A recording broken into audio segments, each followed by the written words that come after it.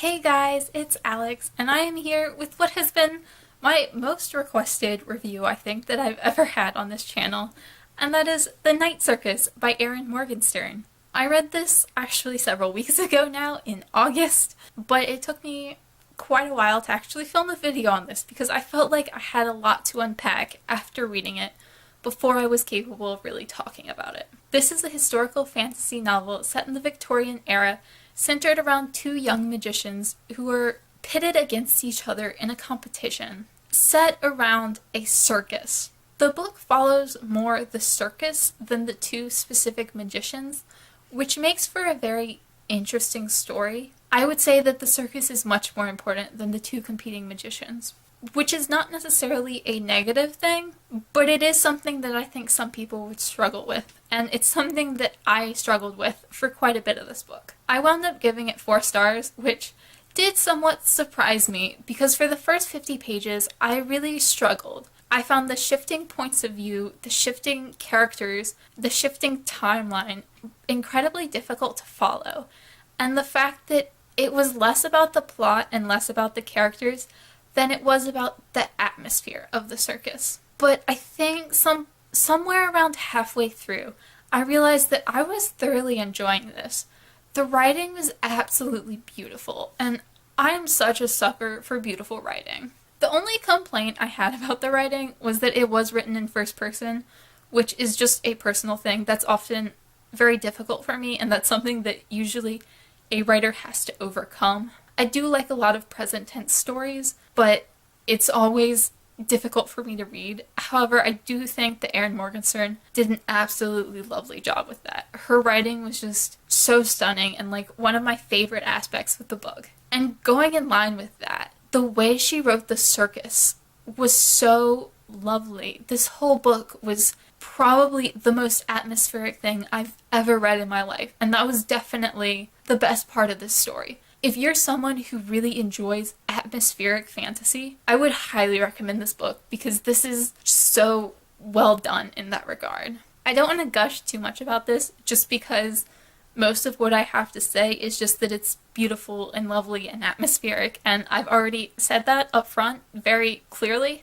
so I'm going to get into the critical part of this review, and I do want to just throw in there again, I gave this book 4 stars. I thoroughly enjoyed it. I would say I even loved it, and I'm so glad that I read it, and I could honestly picture myself rereading this again in a few years' time. But on to the critical points, because I always do have critiques of the books that I read. The first thing that I noticed that bothered me was Marco. From what we're told of Marco, and this isn't a spoiler because this is in the very first part of the book, he hasn't had much human interaction. He's basically been kept alone in a room, reading books and studying and not talking to anyone, except for occasionally his teacher. And I do mean occasionally, as in every few days, weeks, what have you. He seems incredibly well adjusted socially for having spent all this time alone. That's not a huge thing, and I did sort of just get over that as the story went further along, especially at the very beginning when he meets a girl and starts flirting with her. It felt very strange that he was so well adjusted socially and had spent all this time on his own in his childhood and teen years. I just didn't quite buy that. But again, that's a fairly small thing.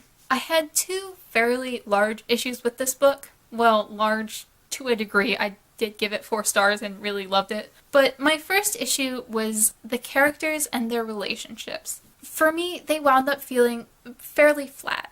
I didn't hate them. They just didn't feel all there for me. They felt a little bit too fake. The relationships just didn't feel real, and there was a sort of lack of depth to them, almost. And I think a lot of that is because of how beautifully this story is written. When everything is so beautiful and atmospheric, it sort of leaves the characters feeling off because people aren't that beautiful and atmospheric all the time. But because that's the way this story was written, it sort of felt fairy tale-esque in that way, and that the characters in fairy tales aren't often like that well developed. They're just sort of props within the story, and that was definitely how I felt for this one. It didn't bother me too much for most of the story, just because it was more about the circus than the people and their relationships. But when it did get a little bit more into the romance in the second half of the story, I wound up not really enjoying that very much, even though I personally am a really big fan of romance in books.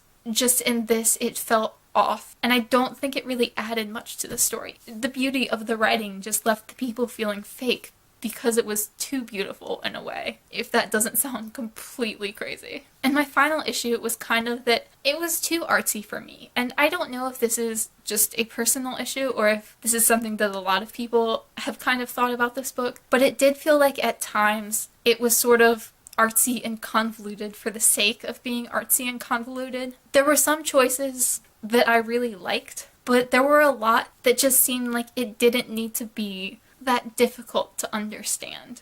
There were a lot of small tidbits thrown in that added to the atmosphere and loveliness of the story, but I didn't really feel that I needed an entire chapter dedicated to the making of the clock, which wasn't that important of a feature to the circus. I really enjoyed the underlying story, but especially in the first half, I felt like I had to struggle through the writing and the storytelling to get to that part of the story. And maybe that's partially because I don't read a lot of fantasy. I just wished it had been a little bit less abstract and artsy at times, to be a little bit clearer to understand. But I did overall enjoy the artsy aspects of this book. I would highly recommend this to anyone who enjoys atmospheric fantasy. It's really lovely, it's really well written and beautiful. I would not recommend it to people who don't like slow books, because this is a fairly slow-paced book, because it's more about the atmosphere and the setting and the circus than it is about a big action-packed fight. If you're in this for the competition and the fight between Marco and Celia, I think you're going to be disappointed.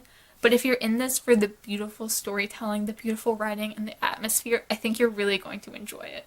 I'm not a big fantasy person, and I believe this was my first fantasy book of the year, but I just really, really enjoyed this, and I'm so glad that I eventually picked this up. Let me know down below if you have read The Night Circus.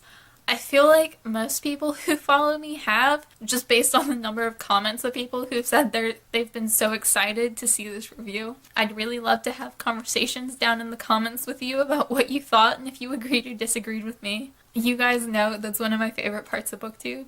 And as always, thank you so much for watching and commenting. I will see you guys again soon. Bye!